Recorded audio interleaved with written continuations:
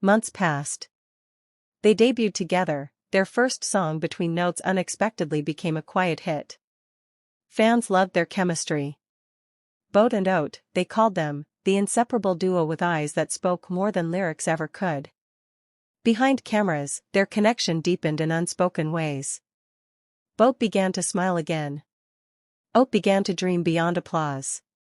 But fame has a cruel rhythm, beautiful on stage, chaotic backstage. Rumors started, they're too close. Boat depends on Oat too much. It's not good for their image. One night, Oat confronted their manager, voice trembling. We're artists, not products. Why should friendship be a scandal?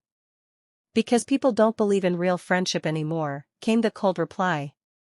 From that day, management began separating them, different interviews, different schedules, even different songs. It was like slicing a melody in half and expecting the silence to still sound beautiful. They met secretly by the Chao Phraya River, a quiet spot only they knew. The city lights rippled on the water like broken stars. Oat brought a guitar. Boat brought his notebook filled with unfinished lyrics. You always leave your songs halfway, Oat teased gently. Because they never end right, Boat murmured. Then promise me something, one day, we'll finish one together. No matter what happens. Promise. Their pinkies intertwined, a childish gesture, but in that moment, it felt like destiny signing its name. Boat wrote a line that night that would haunt him for years. If the world turns against us, meet me by the river, where songs never end. Don't forget to like, comment, and subscribe for more touching K-drama stories and emotional news-style narratives. Success came too fast. Oat was offered a solo deal, acting roles, endorsements, fame he never asked for. Boat stayed behind, writing for others, watching Oat shine on screens he couldn't reach. But whenever Oat smiled for the camera, Boat saw the tiredness in his eyes, that unspoken ache of missing the rooftop songs and laughter no fame could buy back. One evening, after an award show, Boat texted him. Do you ever miss being nobody? Oat replied, every single day.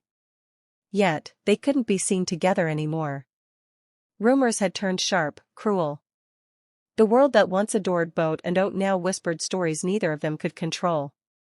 A year later, Boat received news, Oat was going overseas for filming. They hadn't talked for months, only short texts, carefully worded, as if too much honesty could break them both. That night, Boat wrote a letter. Oat. Do you remember the rooftop? The rain that night when the city disappeared, and it was just us? I still hear your laugh when I try to write.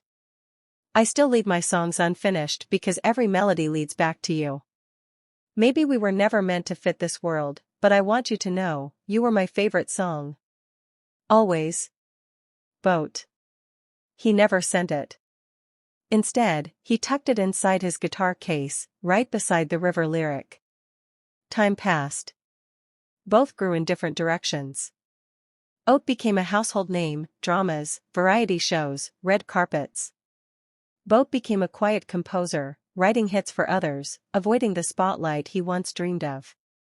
But neither could erase the other from their music. One night, Boat's assistant showed him a clip, Oat performing on a talk show. The host asked, "What's the one thing fame took away from you?" Oat smiled faintly and said, "A song I never got to finish." The crowd laughed, thinking it was just a joke. But Boat froze. He knew exactly which song Oat meant. Fate, like an unfinished melody, has a way of circling back. GMMTV planned a reunion concert, Legends of Youth. For the first time in 7 years, both Yongyut and Oat Pasakorn were listed on the same lineup. When Boat saw Oat backstage, time folded in on itself. Oat looked the same, older, maybe wiser, but those eyes still held that same softness that once saw through him. Neither spoke at first. The rain began to fall outside the hall, steady, quiet. "It's raining again," Oat finally said. "Just like the first night we met," Boat replied. They laughed, awkward, nostalgic, trembling with memories neither dared to say aloud. Minutes before the show, the producer announced a surprise duet slot. "Boat and Oat, you're closing the night." Everyone cheered. Neither of them had rehearsed together in years. But when they walked onto the stage, the crowd roared, the kind of sound that shakes bones and hearts alike. The lights dimmed. Boat sat at the piano. Oat held the mic. And then, as if the universe itself remembered their promise, Boat began to play between notes, the song that started it all. But halfway through, he changed the chords, leading into a melody no one had ever heard. Oat froze, and then realized. It was their unfinished song. The one they promised to finish no matter what happens. Tears welled in his eyes as he began to sing the final verse, words he never thought he'd say aloud. If the world turns against us, meet me by the river, where songs never end, and love begins again. The crowd went silent. Rain poured against the roof of the arena, syncing perfectly with the last note.